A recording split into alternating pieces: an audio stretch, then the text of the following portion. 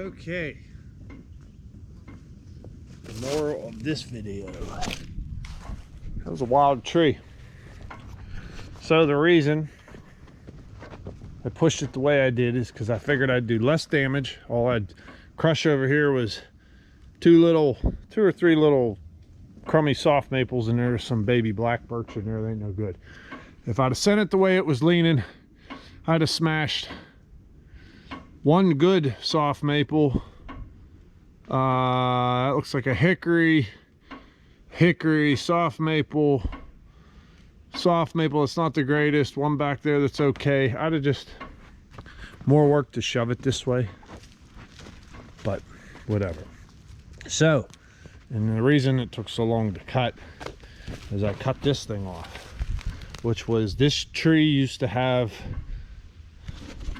this half going that, out that way, and it had another half over here. As you can see in the stump here, there's the seam. It was a double.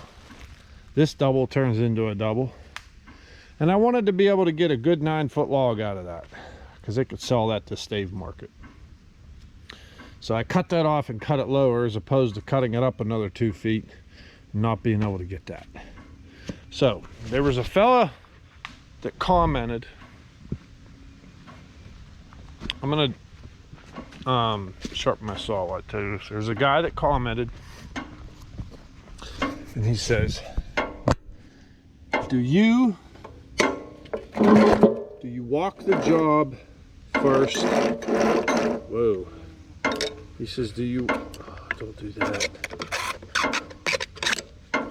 He says, do you walk the job first and like lay out, figure out what you're going to do with all the trees and everything else? And there's some jobs, yes, I'll walk, I'll check them out, but I don't figure my lay, because to walk around and figure every tree, I'd forget them all before I ever got back to them, typically. Sorry about the tinging, that's the blade settle. I need to repack some cylinders. So but no, I literally walk up to every tree. We'll call it size it up as I walk up to it. I am doing my risk assessment and figuring which way I want it to go, which way I'd like it to go, in a matter of seconds. And I feel like you can only put the tree on the ground so fast. You can only have a chainsaw that's so big. You can only, a chain only cuts so fast. At some point, you're going to find that happy spot where you become a fast cutter. In my opinion, you could be a good cutter, when you could be a fast good cutter. You're going to pick up your time in your tree assessment from tree to tree to tree to tree. So what kills the most of it, speed, is topping the tree and assessing the tree, or assessing and topping, because topping will come second.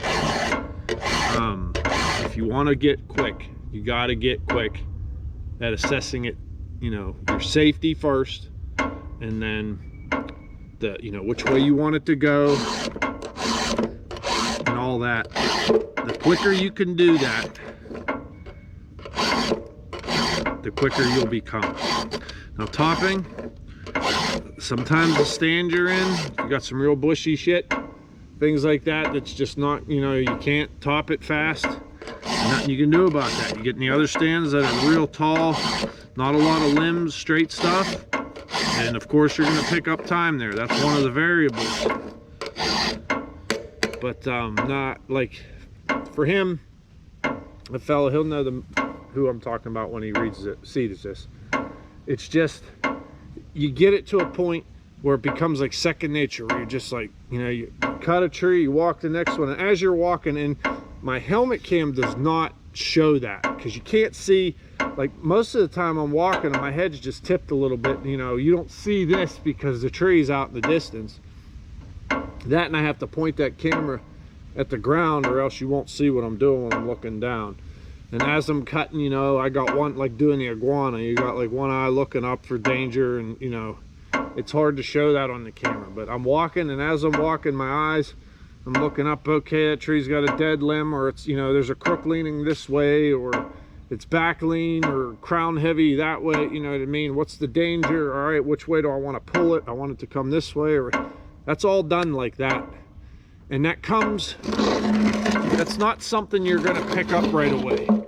Once you understand the cutting end of it, and you get good at putting trees on the ground without tearing them up, without hurting yourself or anything like that, then you'll start to learn with what you can do with a tree. Like, all right, you know, I could swing this a little bit, I can do that a little bit, or I can, you know, push it across its lean or something like that, you know what I mean? Work with your wedges. That all comes with experience. It's not going to happen over time. So his question was, how is it that you just so fast from tree to tree? And that's it. And I've been kind of lagging on this job because I'm on quota, ground steep's kicking my butt. So I'm not moving like I normally do. That, and I got to hand buck everything because I couldn't get the loader in on this job. So that makes everything harder because it'll wear you out twice as fast. Just, you know, pinching saws, pulling on it, climbing around on the log pile. This chain sucks. It's the XL. I'll do the chain review soon, guys. I'm sorry. Life hasn't permitted much free time for me to do things like that. And when I have some, I'm just tired and I don't feel like doing it. So I apologize. And for that thing, now that's going to take a while to top. Another bonus of dropping it that way, it's laid right on top of that one. So I can just swing it, grab it, take two, and get out of here with them. So normally that would have been down already, but I like to go through a section and lay everything down and get it ready for the skidder, but sometimes you just can't do that. You got a tree with a big crown like that that's just going to smash all kinds of stuff. I had a bunch of trees beyond this I had to get out of there. I had trees over here. I didn't want to brush this in, didn't want to destroy those, so just kind of finishing up an area. But I hope that answers that question for that fella. Thanks for watching. Yeah, thanks for watching. I hope you guys have a great day and everybody's having a good summer so far.